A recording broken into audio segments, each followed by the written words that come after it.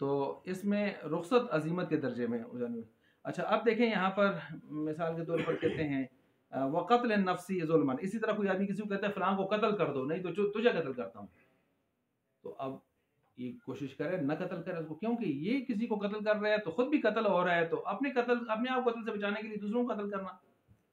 लेकिन अगर उस रुखसत में चला भी जाता है, ठीक है, तो रुखसत का एक दर्जा उसके लिए वो भी मौजूद है कि वो उस तरफ जाता है कि नहीं जाता। अब आगे इसके हुक्म में इस चीज़ को देखें कैसे वाज़ेह कर रहे हैं। वह हुक्म, इसका हुक्म जी अकीदे वाले मामले का, अन्नहु लौ सबरा हत्ता कुतिला, अगर इसने सब्र किया, डट गया, सब्र का मतलब डट गया, हत्ता कुतिला यकूनु माजूरन व शहीदन अजीमन, ठीक है जी, तो ये आला दर्जे का शहीद और माजूर। अच्छा, लिइम्तिनाई अनिल हराम, इस वजह से कि ये अपने आप को बचा गया है उस हराम से, ताजीमन ताजीम करते हुए, लिनाही शारिई, शारे ने नहीं की है कुफर से, यानी कुफर से रोका है, कुफर नहीं बोलना चाहिए, तो शारे के नहीं का एहतराम करके इसने अपनी जान कुर्बान कर दी, गुस्ताखी से बचा, अपने आप को बचाया लेकिन जान कुर्बान कर दी, तो जाहिर बात है ये माजूर होगा। ठीक हो गया। अच्छा, वस नौ सानी, और दूसरी जो नौ है, दूसरी नौ के मामले में तगयीर, अच्छा ये पहली नौ थी जो यहाँ पर इस हवाले से आई थी, जो मैंने आपके सामने रख दी है। अच्छा जी, अब आगे कहते हैं वन नौ सानी, दूसरी नौ, उसको हम देखते हैं। तो अब ये जो ऊपर है ना, अगर इसने उसको कत्ल किया है तो कत्ल के मामले में फिर क्या तरतीबात होंगी, आया इसको कत्ल होगा या नहीं होगा, वो तरतीबात इसकी क्या होंगी। तो इमाम हनीफा रहमतुल्लाह अलैह फरमाते हैं किसास मुकरे से लेंगे। किससे लेंगे? मुकरे से लेंगे, जो उसको जिसने उसको कत्ल पर क्या किया है, उकसाया है, मजबूर किया है, मजबूर किया है। इमाम मोहम्मद रहमतुल्लाह अलैह फरमाते हैं मुकरा से लेंगे, कत्ल तो इसने किए। और इमाम शाफी फरमाते हैं नहीं, दोनों से लेंगे, दोनों से, ठीक है ना, दोनों से लेंगे। लेकिन ज़ाब्ते के लिहाज से फ़र्क आएगा, जो फारिज ज़ाब्ता पीछे हमारा बयान हो रहा है ना, कि भाई इसमें असल मुबाशिर कौन है, काम किसने किया, असल फ़ाइल कौन है। अच्छा जी, वन नौसानी तगयीर, दूसरी किस्म आ गई है कि तब्दील करना किसी फ़ेल की सिफत का, बिआई असीरा, बई तौर पर सूरत किसी बनेगी कि हो जाएगा वो मुबाहन फ़ी हक़ ही, मुकल्लफ के हक़ में वो मुबाह हो जाए। सुने जी, इसमें और पहली किस्म में क्या फ़र्क आया। पहली किस्म में ये है कि गुना, वो जुर्म करते हुए, वो काम करते हुए उसके होता फिर भी जुर्म है, लेकिन इसके हक़ में जुर्म लिखा नहीं जाता, पहली किस्म ये थी। दूसरा ये है कि वो काम करते हुए इसके हक में जुर्म भी नहीं होता। फर्क समझ आ गया, जुर्म भी नहीं होता। कहीं असीरा मुबाहन फी हक़्क़िही ऐ फी हक़्क़िल मुकल्लफ़ी, क़ाल अल्लाह ताला फ़मन इत्तुर्रा फी मख़मसतिन, जो आदमी मजबूर किया जाए फी मख़मसतिन, भूख में, भूख की वजह से, तो गैर मुतजानिफ़िन लिइस्मिन, गुनाह का इरादा शादा करने वाला, साइड मारने वाला ना हो, व इन्ना अल्लाह गफ़ूरुर रहीम।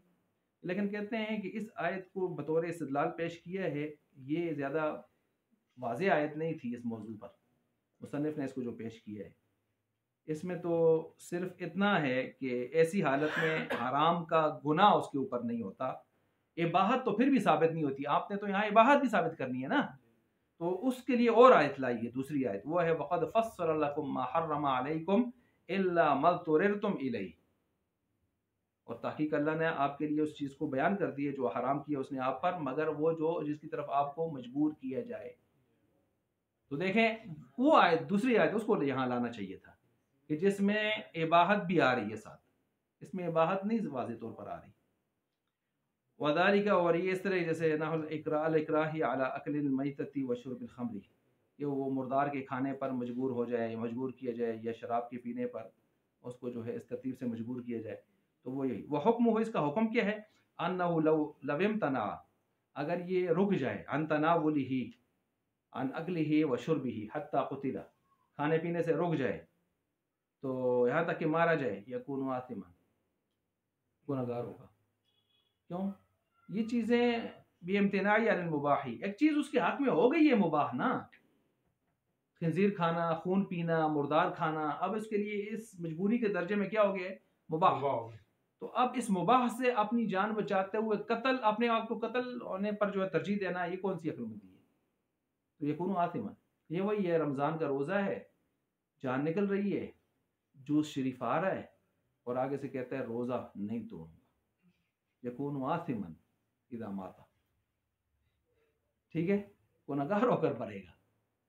जलजला हो रहा है, नमाज पढ़ रहा है, फर्ज है बेशक, और दीवार को, जैसे क्लिप के पीछे चल रहा था, इमाम साहब कितने ईमान वाले लोग हैं कि भाई पीछे से मुक्तदी बहुत सारे भाग गए और इमाम साहब मेहराब पकड़ के दाएं बाएं जा रहे हैं, लेकिन किरात चल रही है।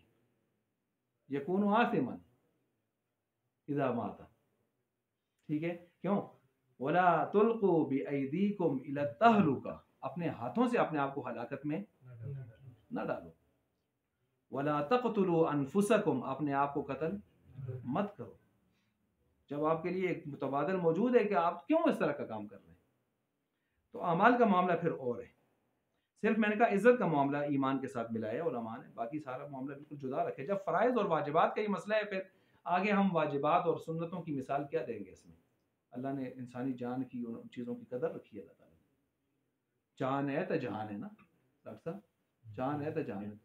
अच्छा, तो वेबनामुबाही वसार का कातिल नफ्सी ही, और ये ऐसे हो जाएगा गोया अपने आप को यानी खुदकुशी करने वाला, ऐसे हो जाएगा जैसे खुदकुशी करने वाला।